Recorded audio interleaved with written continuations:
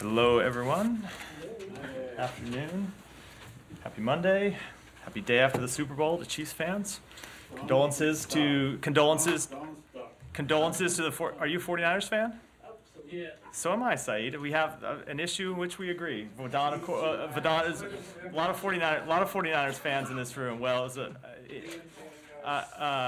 condolences to all my fellow 49ers fans. The only thing I will say, if any of you thought that Patrick Mahomes wasn't going to do that at some point, then you haven't been watching Patrick Mahomes for very long. Anyway, on to the topic at hand. I'm going to start with some opening remarks. We are pleased today to welcome Dr. Kurt Campbell as Deputy Secretary of State, following his confirmation by the Senate on February 6th and swearing in this morning. Deputy Secretary Campbell's distinguished career includes service in the Navy, positions at the Treasury Department and Pentagon, his previous service as the State Department's Assistant Secretary for East Asian and Pacific Affairs, and most recently at the White House as the Indo-Pacific Coordinator. He also brings extensive experience outside of government, including in academia, the think tank community, and the private sector. We will share more about Deputy Secretary Campbell's engagements as he begins his role in advancing President Biden's and Secretary Blinken's vision of a world that is more free, open, prosperous, and secure. But for today, I just wanted to welcome him to the building. On behalf of all of us here, we look forward to working with you. And with that, Sean, do you want to start us off? Rafa? Sure. Very different. I was just trying to go in order from the usual way we go. Sean, go ahead. Yeah. Could I ask you about the operation in Rafah that the Israelis had? First of all, if the United States has an opinion on this, I mean, there were quite a few, over 100 civilian casualties apparently. The president has publicly called for Israel to have a plan for civilians there. Are you under the impression that this is part of a larger operation? Was this a specific thing to get hostages? To what extent are you okay with this going ahead right after the president's conversation with the prime minister? So a few things about that. One, I will say with respect to this specific set of airstrikes, I will let the Israeli government speak to what they were intended to do, what they were intended to accomplish. That's appropriate for them to speak to. I will say that as the president made clear, as the secretary made clear in his conversation with the prime minister and other members of the Israeli government on the trip last week, we do not support any military campaign in Rafah going forward as long as they cannot properly account for the 1.1 million people by some estimates who are in Rafah today, some of whom have already been displaced, some of whom have been displaced multiple times. We think there needs to be a credible plan that they can actually execute before they undertake any military campaign in Rafah. Now that said, they have conducted airstrikes against Rafah really since going back to the original days of the campaign. It is not our assessment that this airstrike is the launch of a full-scale offensive happening in Rafah. We just saw, obviously, the order from the prime minister last week to the Israeli military to develop a plan for dealing with Rafah. We look forward to reviewing that plan. We look forward to being briefed on it. And we will make clear, as we did last week and as the president did in his conversation over the weekend, that without such a plan that is credible and that they can execute, we do not support a full-scale military operation there going ahead. And could I just push that briefly? We say you would not support it. I mean, this is, of course, the language of the White House as well. What does that actually mean? Does that mean say no, don't do it, it's not a good idea, or does that mean that there are actual repercussions or that to the relationship? Look, I don't want to get ahead of the events as they currently stand today. They have said that they will implement, they will develop, and they will implement a humanitarian plan. We have made clear that we think it is imperative that they do so, and we're going to look and see what they develop. On Rafah, you said it's not U.S. assessment that the airstrikes are the start of a full-scale offensive there. Is it your assessment that they will soon launch the full-scale offensive there? Again, so first of all, with respect to this airstrike, as I said, they have conducted airstrikes against military targets in Rafah going back to the beginning of the campaign. But it is our assessment this is not part of a full-scale military operation there, because we heard what the prime minister said over the weekend, which he has just tasked the military with developing that humanitarian plan. It has not been developed yet, let alone executed.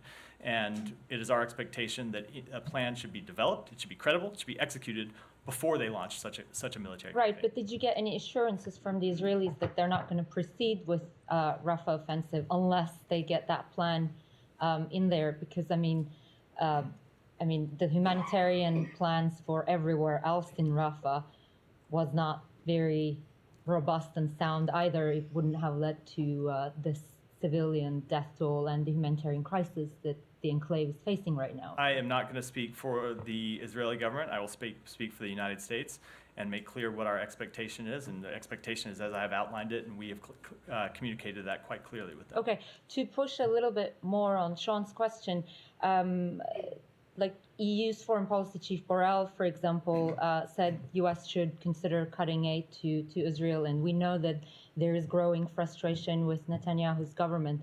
Is that at all a possibility that the administration is considering if, it would not have any success in the coming days in terms of moving Israel? So let me say a few things about that. The most important of which is that we have pursued the policy that we think gives us the maximum ability to be successful in influencing how Israel conducts its military campaign. And how are you happy with the results of that? In many cases, no, absolutely we are not. We are happy with the fact that we have been able to get humanitarian assistance into Israel. That is the direct result of into Gaza. That is the direct result of U.S. intervention. But at the same time, there has not been enough humanitarian assistance that has gotten in. We are happy with some of the deconfliction measures that Israel has put in place at our specific urging, at the request of the Secretary and others in the administration. Those deconfliction measures have not been as successful as we would like them to be. We are happy that over the past month, we have seen civilian casualties come down from the incredibly high rates that they were. They are still alarmingly high. They are still way too high. So in all of this, it's a process where we engage with the Israeli government, look to use every bit of expertise that we have to communicate to them the steps that we ought to take. And we use all of the levers at our disposal to influence them to the best of our ability, and that'll continue to be an ongoing process. So you're still ruling out cutting of any aid? I am not ruling anything out. I'm saying we have not made the assessment that is a decision, or that is a step that would be more impactful than the steps that we have already taken. And at the same time, you have to look at the fact that such a step, how such a step would be received by Israel's opponents, both inside Gaza and outside of the state of Israel. So can you just say, what levers have you used?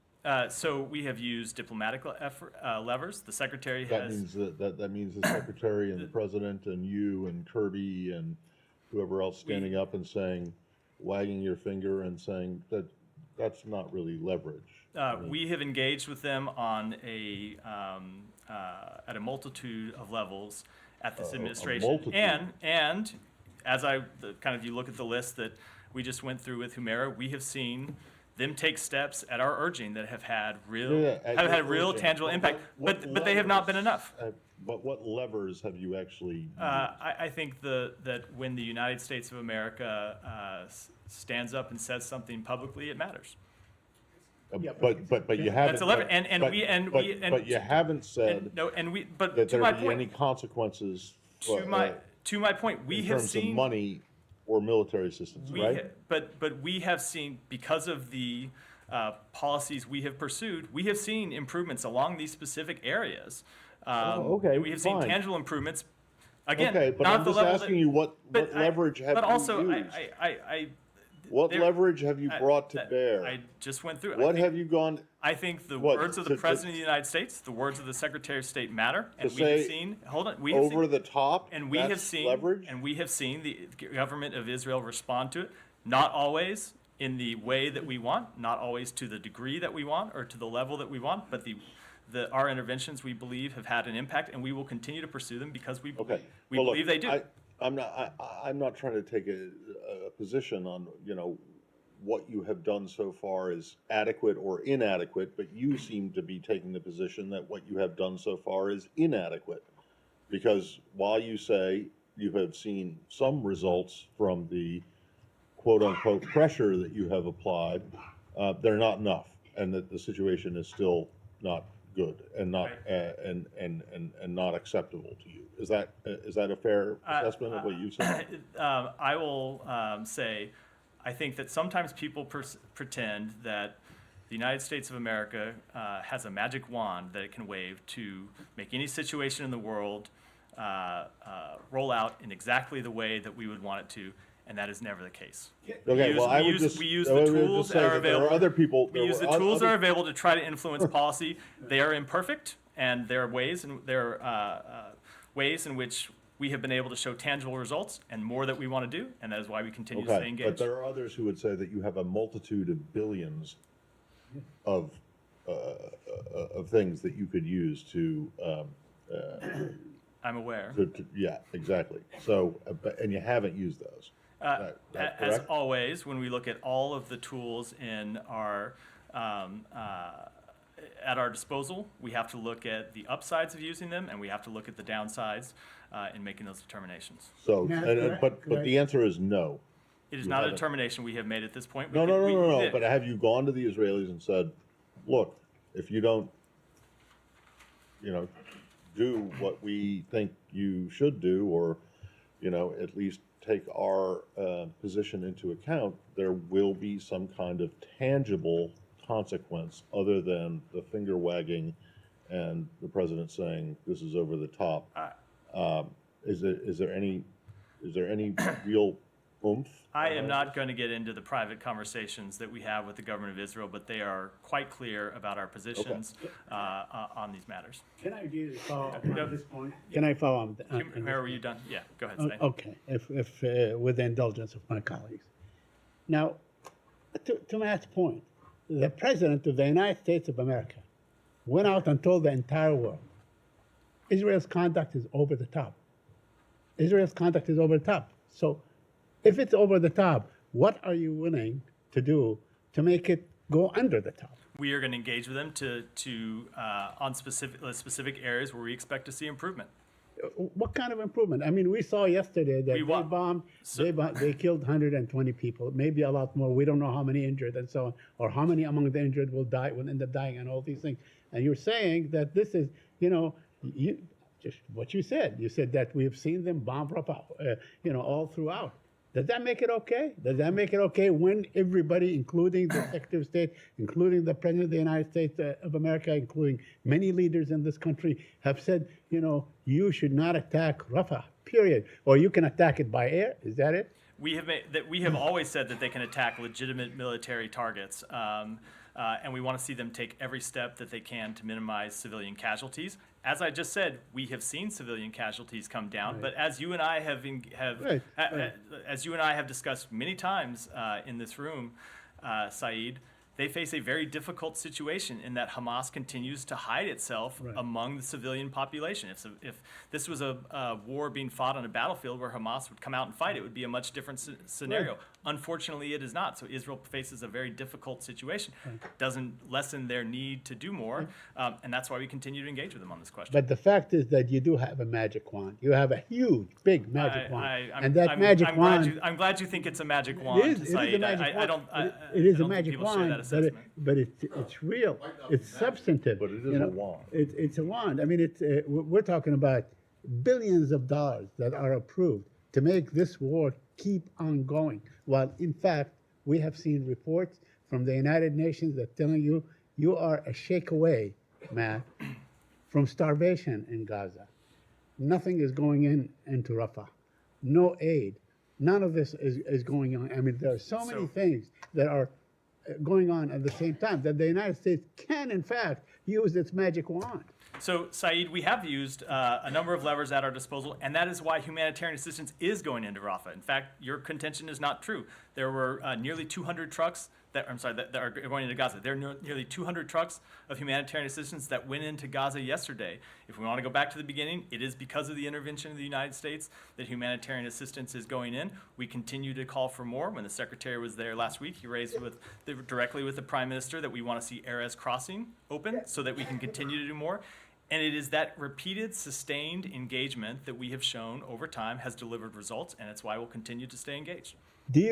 Lastly, do you expect that Director Burns is meeting tomorrow or scheduled meeting tomorrow in Cairo will produce anything? What is the feeling in this building on the ongoing discussions? So first of all, I'm going to look around and remind everyone that I'm the spokesperson for the State Yes, Department, absolutely. not I any other understand, agency. you know, So I'm but not going to speak to the travel of Well, you're the highest members government spokesman in members this of room. members of other agencies in the government. I will say generally as it relates to engagement over the release of hostages. You heard the Secretary speak to this and say that we think progress can be made. There were a number of really untenable items in the proposal that came back from Hamas, but we do believe that a deal is possible, and we're going to continue to pursue it from this building as well as from others, because we think the benefits of a pause and a deal for hostages are tremendous. Not just obviously for the hostages who would be released, but also for the humanitarian effort in Gaza and for our ability to begin to pursue a real and lasting, sustainable resolution of this conflict. Yeah. I mean, is there any contradiction in that? I mean, the Israelis taking military action to free hostages. Do you think that affects at all the deal that's on the table or the deal that's being negotiated for? I don't think it shouldn't. I think the Israelis are well within their rights to do everything in their power to try to get back the hostages that were taken from Israel and continue to be held, have been held for far too long now, and it should in no way impact the negotiations. Olivia, go ahead. Oh, sorry, Jen. Olivia, go ahead. Come to Jen. Just one point of clarification, because our understanding is that there's not yet a clear commitment from the Israeli government to have representation at these talks in Cairo. Understanding you're not their spokesperson, are you relaying to the Israelis the importance of participating in these talks in order to achieve any outcome? I'm not going to obviously not speak for them, but I'm also not going to speak to our private negotiations. But obviously, we do believe that these discussions are important. We believe that it's important that we continue to engage around the need to secure these hostages and obtain a humanitarian pause, and we will continue to pursue that with the government of Israel as well as with the governments of Egypt and Qatar. And you believe these activities in Rafah, your view is not that it is not the unspooling of a campaign, but do you believe they're counterproductive to hostage talks? I just can't speak to what the intent of these particular strikes last night were. But look, Israel has had an ongoing military campaign, so I don't know why a new set of strikes would change the nature of these negotiations. They have been conducting a military campaign since shortly after the immediate hours after October 7th, so there's nothing really there that should have an impact But on this these happens talks. to target a city center where 1.2 million Palestinian civilians are concentrated. Correct, but I'm not sure why that would have an impact on the hostage talks. If Hamas was going to pull out of these talks, maybe Hamas should stop hiding. But it's Hamas that continues to hide behind those civilians. Well, with respect, I mean, it's to the secretary's line that not forgetting a common humanity here is what I thought was top of mind for the administration. Of course, it is top of mind for the administration. Israel does still have the need, or the ability, and the need, and the right to carry out legitimate military campaigns that target members of Hamas, Hamas leadership, Hamas battalions. We support their right to do so, but we want to see them conducted in full compliance with international humanitarian law, and we want to see them minimize civilian casualties. And when we see reports of civilian casualties, we raise those directly with the government of Israel and seek more information about them. And the U.S. does concur that there's a legitimate military reason in order to conduct these strikes in Rafah. I understand you can't. There are Hamas battalions in Rafah. That is an undisputed fact. Well, I just have two other separate questions. One is on whether you can tell us anything about the Americans who have been detained by the IDF in both the West Bank and Gaza. Do you have clarity on the circumstances of their detention? Have you been requesting and gotten offered consular access? We don't have clarity on the situation. I can say that with respect to both of these situations, I think, as you know, because of privacy considerations, lots of times in these cases we're not able to speak to the details. But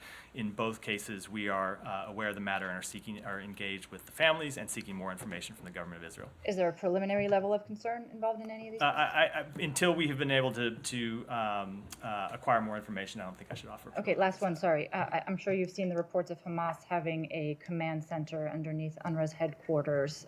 Does that alter the U.S.'s thinking in terms of the potential resumption of funding down the line is it being linked at all to the issue of the 12 employees who are alleged to have involvement in October 7th? So we believe that's a matter that needs to be investigated, and we have sought further information from both the government of Israel and from UNRWA itself. We'll continue to engage with them to seek out more information. With respect to the investigation that the UN is conducting, clearly this is the type of thing that they ought to look at. Their investigation ought to look at both the circumstances of the 12 individuals who were reported to have participated in the October 7th attacks, as well as any other Hamas infiltration or involvement with UNRWA. Thank you. Yeah, go ahead. I'm good, Jen. Yeah.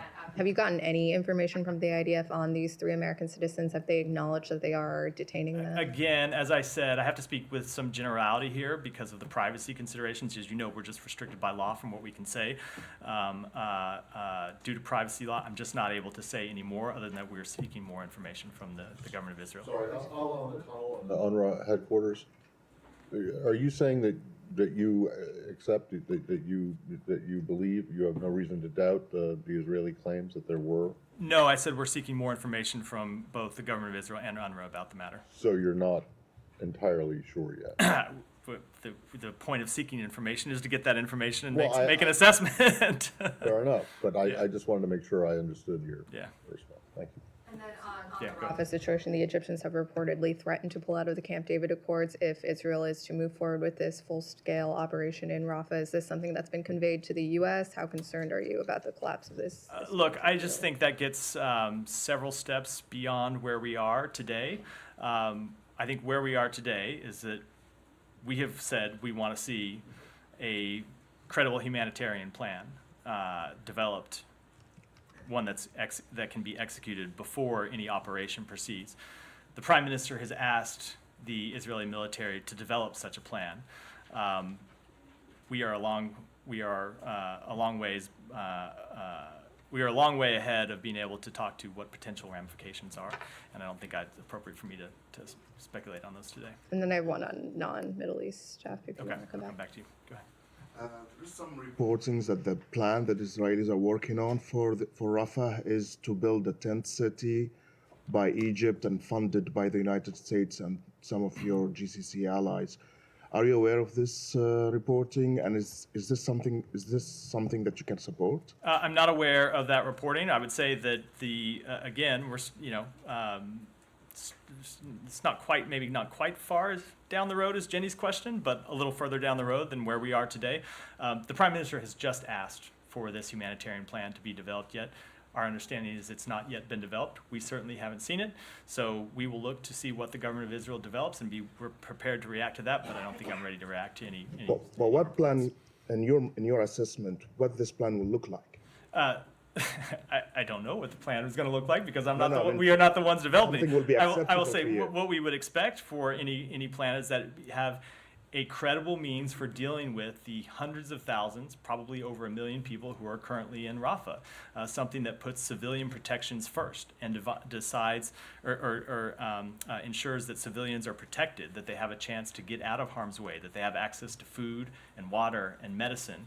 All of those are the elements of any type of plan that we would find credible. But importantly, it has to be a plan. I keep using this word because I want to make sure everyone hears me. Not just a credible plan, but one that can actually be executed.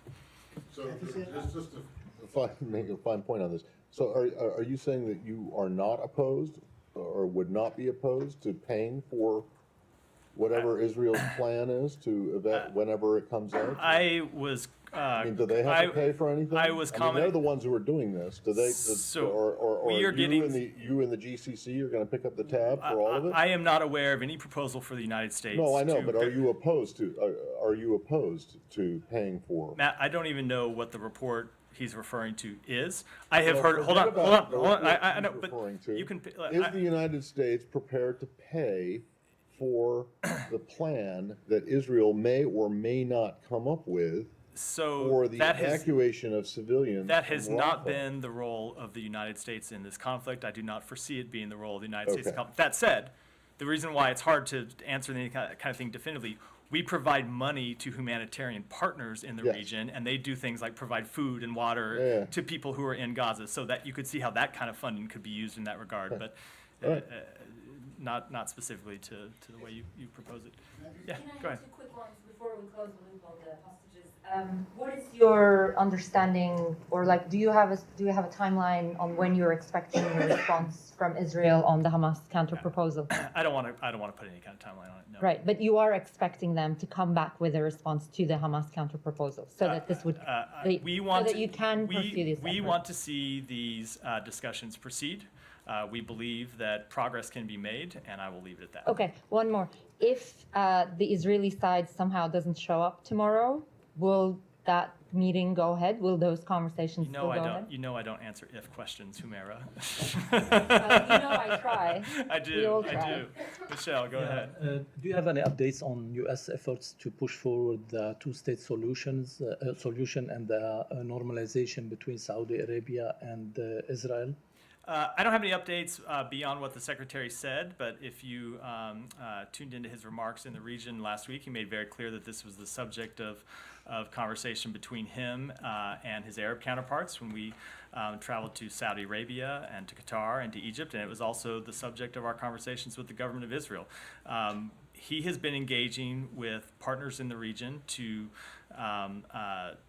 talk about plans for Gaza, for the reconstruction and the rebuilding and governance of Gaza after this conflict. And one of the things that we have heard from partners in the region, including most notably from Saudi Arabia, is that a path to two states has to be a part of that. And I say most notably because the Crown Prince of Saudi Arabia has made clear that in order to pursue normalization, they expect to see a time-bound, irrevocable path to two states.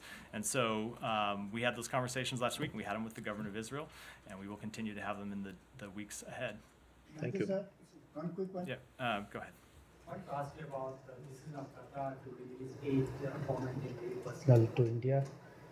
Have you seen that reports, and what's your thoughts on that? I'll have to take that back and get you an answer. Yeah, go ahead. Thank you. Two questions, one on Gaza and one on Turkey, if I may.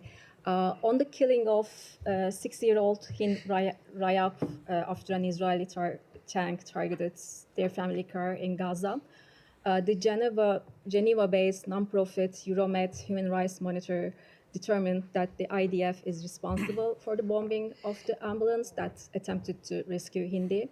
And it also reported that American-made weapons was found at the bombed ambulance. Have you seen that report, and do you have any response? Yeah, we are devastated about the reports of the death of Hind Rajab. I will tell you that I have a little girl that's about to turn 6 myself, and so it is just a devastating account, a heartbreaking account for this child, and of course there have been thousands of other children who have died as a result of this conflict.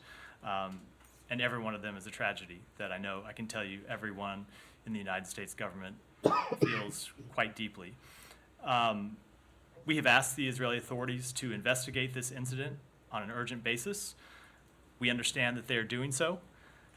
We expect to see those results on a timely fashion, and they should include accountability measures as appropriate. And do you have anything to say on that? You know, American-made weapons were found at the site. I just don't. I'm not able to verify. Is the U.S. assessing whether or not Israel is using that weapons in accordance with the laws of war?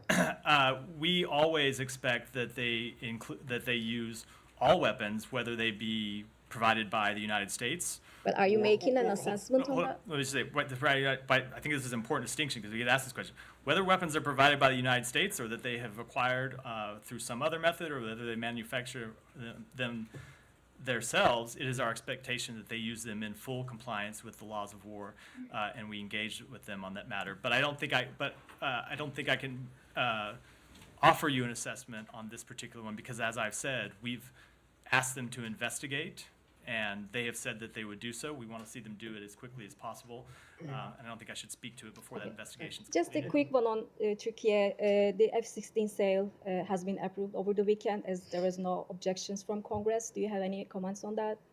I don't. I'll have to check that and get back with you. Obviously, we have made quite clear our position that this sale should move forward. But negotiations Have you heard back from the Israelis yet about the demolition of the university in Gaza? Let me check and get back and get you an answer. Or any of the other investigations? We have heard back from them on a number of different things that we raised with them. Well, have you with gotten anything respect to this. definitive? Or With respect to the specific one, let me find out and get you an answer. Go ahead. Thank you, sir. So what is your overall analysis on Pakistani elections? Despite all efforts of rigging, Imran Khan came out as the winner. What is your overall analysis on the elections? I guess you didn't read my statement that we put out on Friday, Yeah, where I spoke to our analysis, yeah, analysis of this. But now the results are... Sure. yeah. Let me say that we congratulate the Pakistani people, first of all, for participating on the election on Thursday. That includes poll workers, civil society members, journalists, and election observers who have protected Pakistan's democratic and electoral institutions. We did express concerns publicly. We also expressed those concerns privately and joined the EU, the UK, and other countries in doing so with some irregularities that we saw in the process. We've conveyed the need for the Pakistani government to respect the will of the election. You know, we emphasize, you heard us you heard me from this podium certainly repeatedly, but also across the government, emphasize that we wanted to see the rule of law, respect for Constitution, free press, vibrant civil society respected in the run-up to the election. We continue to believe that's the case. We condemn political and election-related violence and restrictions on internet and cell phone service. Those negatively impacted the electoral service.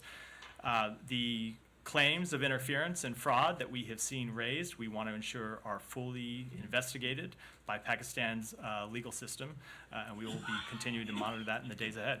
So you said that you are ready to work with the new Pakistani government. But if this new Pakistani government came in with the allegations of fraud and irregularities, what is your opinion? Well, I don't think there is a new Pakistani government yet. I believe there's still discussions going on about the formation of a government. But one of the things that we have said leading up to the election, and we'll continue to make clear, is that whoever the Pakistani people choose to represent them, we will work with that government. And as to the claims of fraud, we want to see those fully investigated. Yeah, go ahead. I know you said there isn't a Pakistani government yet, but certainly former Prime Minister Khan's faction, some of them are independents, came in ahead. Is there any concern about the legitimacy of whoever actually becomes the leader of Pakistan? I will say that let me just reiterate that we do think that the claims of fraud need to be fully investigated. That said, it was clearly a competitive election in which people were able to exercise their choice. Now, that said, there were irregularities. We want to see them investigated. But ultimately, we respect the democratic process, and we're ready to work with the government once it's formed. And just one more on Pakistan. The authorities have had a ban on assembly. Some of Imran Khan's supporters have called for protests on this. Is there any concern about freedom of assembly right now in Pakistan? Certainly, we want to see the freedom of assembly is respected anywhere in the world. Alex, go ahead. A couple of questions. Europe. EU Council today approved a regulation allowing profits from frozen Russian assets to be used in Ukraine. Do you endorse that decision or support it, don't like it? What is your opinion about that? So we are encouraged by any action the EU may take to use Russian assets for the benefit of Ukrainians. We continue to be in active conversations with our allies and partners, including the G7, on what additional steps may be possible within respective legal systems and under international law to make Russia cease its aggression against Ukraine and to ensure Russia pays for the damage it has caused. Is the United States considering to follow suit? So we are supportive of having domestic legislative authorities. We've made that clear in the past that it will give us flexibility as we continue these discussions with our allies and our partners. Ultimately, we want to see Russia pay for the damage it's caused, and we continue to pursue all appropriate vehicles to do so. Speaking of allies and partners in Europe, any reaction to shockwaves we have seen over the weekend among allies in reaction to suggestions coming out of this town? And so there's a presidential election going on, but in general, pushback against suggestions that the United States might not support its allies in case of Russian attack. So you heard the president speak to this over the weekend and made clear that any suggestion that encouraging Russia to invade our allies and partners are dangerous, and I would obviously echo that from here. And I would just say, as we often say, that the NATO alliance provides actual security to the American people. This isn't just a benefit. This isn't just an alliance that the United States puts into. We also get a lot out of this alliance. And the only time that NATO has ever come to the defense of one of its member countries, it was coming to the defense of the United States after 9/11. And so we have been heartened by the broad support for NATO from the American people. We have been heartened by the broad support for NATO from Congress, and I think I'll leave it at that. How much has the former president's statement damaged your relationship? I don't think I should comment on remarks made in the... Move to Central Asia, if possible. Kyrgyzstan today responded harshly to the secretary's criticism over Russia-backed NGO law they're trying to pass through the parliament, and they are, referring to the U.S. FARA law. Any reaction, any response? Let me take that back and get you a comment. And finally, if I may, on South Caucasus, Azerbaijan, Armenia, looks like they are trying to move along through negotiation process without any mediator. Where do you stand on this? I don't want to comment on that specifically, but I'll say that we do obviously support continued dialogue around that issue. We believe it's the best way to reach a sustainable end to the conflict, and we will continue to pursue it. And Azerbaijan has... You said several times that you want Russia to pay for the damage that it's caused. Is that because you see them as the aggressor here, or they are the aggressor? They very much are the aggressor. Yeah. Okay. Well, so what about in other cases, like after World War II? The Japanese attacked us, but then the Germans declared war on us. So we went in, and the Marshall Plan paid for huge amounts of reconstruction in Europe, and the United States also paid for the reconstruction of Japan after the war. So does that same, and recognizing that the situations are not exactly similar, but does Israel bear any responsibility for paying for the reconstruction of Gaza? Or do they get to foist it off on others? So the situations are not at all. Well, but they're all conflicts, and I realize that World War II is over, and the Ukraine war is not over, but neither is the Gaza war. And you're saying that Russia right now has to pay for the damage that it caused in Ukraine. So I'm just wondering, would you say the same, that Israel should pay for at least some of the damage that it has caused in Gaza, even though it's fighting, for what you say is a completely justifiable, or what is a completely justifiable? So what I would say on that matter is that one of the things that we have heard through the Secretary's diplomacy in the region is that there are countries who are ready to step up and help pay for the reconstruction of Gaza. I don't mean Israel, other countries who are willing to step up and help with the reconstruction of Gaza and put real money into the game, as well as real, political credibility. But that's another matter on another track. But just with respect to reconstruction, there are other countries who are willing to contribute to the... No, recontribute is right, because they've already rebuilt Gaza like three times, right? Fair point. And so, let me just finish. But Israel is not one of those countries. Let me just finish. Okay. Our discussions have been about other countries who are willing to contribute to the rebuilding of Gaza, but they expect something from Israel in return, and that's that we've talked about this path to two states. But what about money? I'm not going to get into the hypothetical, because we think the policy that we ought to pursue is this path that the Secretary has laid out that would lead to the rebuilding of Gaza, and would avoid the question that you are putting on the table. No, I'm saying it wouldn't avoid the question. Someone's got to pay for it. No, I'm saying it avoids the question of Israel having to pay for it. The path that we think forward is the one that we put on the table. So you think that path would release Israel of any it would certainly. from I do not want to say any. We are fully well down the path that we have not hardly even started walking at this point. Fine, but certainly, the same thing. You could say the same thing about Ukraine. That war is not over yet either. It would bring other countries to the table. Yeah, but okay. But how about Israel? Do they? Again, I said we are not at that point yet in these conversations. So. All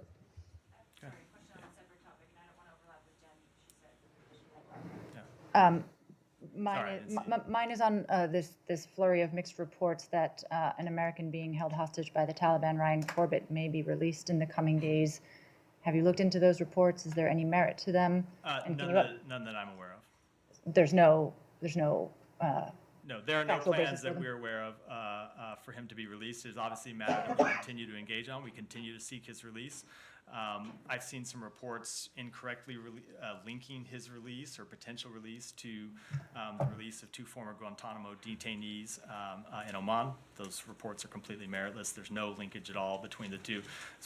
My understanding is that the release of those 2 former detainees in Oman was a result of the expiration of security conditions or security restrictions that were a condition of their transfer, and there is in no way linked to Ryan Corbett's case. That said, we continue to engage on this. It continues to be a top priority for us to see the release of Ryan Corbett, and we'll continue to work on it. But the reports that I've seen are just not based on anything. Do you know specific? Yeah. The leaving aside whether they're connected, I mean the release of the 2 former Guantanamo prisoners, or the transfer from Oman to Afghanistan, is that the cause of any concern, or is that sort of not the U.S.'s problem anymore? Does the U.S. have any take on that? I will have to take it and get back with you. I'm not aware of the conditions under which they were transferred in the first place, which would impact on how it would bear on the answer to that question. Sure. So go ahead, Jimmy. Another detained American, Putin seemed to indicate that he would be open to a prisoner swap for Evan Gershkovich. Does the U.S. see any significance in him publicly making these comments? And what's the latest on talks for him and Paul Whelan? So we have always made clear that not only do we want to see the release of Paul Whelan and Evan Gershkovich, but that we have put a significant offer on the table. In fact, more than once, we have put offers on the table to secure their release. And we will continue to engage to try to pursue or try to obtain their release. And I just don't want to comment on President Putin's Is the most recent significant proposal the one that you raised from the podium? I don't want to comment on any further developments in that case. From time to time, we make the decision to make things public, but ultimately we decide to do most of that. And did that proposal include Krasikov, who Putin seems to want? I think you know I'm never going to comment on what those private proposals might include. Go ahead, Willie.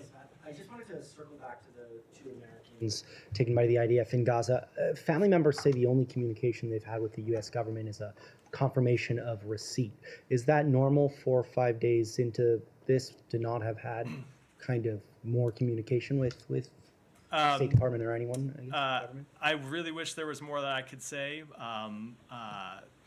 There are privacy rules that can only be waived by the individuals themselves, not by family members. This is not true. I'm not speaking with respect to this case. I'm speaking with respect to cases in general that prohibit us from talking about the cases. So unfortunately, I can't say any more other than that we're aware of the matter and we are engaged with the government of Israel to try and learn more information. And Ryan, go ahead, and then we'll wrap for today. Yeah, wanted to pick up real quickly on your Pakistan comment. Correct me if I'm wrong. I think you said that the State Department hopes that the Pakistani courts will take a close look at this matter. You've also heard from a lot of members of Congress who have said there should be an independent investigation of the fraud before the U.S. recognizes any new government. I'm not sure if you saw this. The High Court in Pakistan just tossed out, most of the challenges, despite the fact that the media there has seen 100% of the returns, and the challenges are entirely legitimate. It's like not even a he said, she said. So the court process seems to already have played out. Does the State Department want to see an independent investigation, as members of Congress are calling for? So I don't know what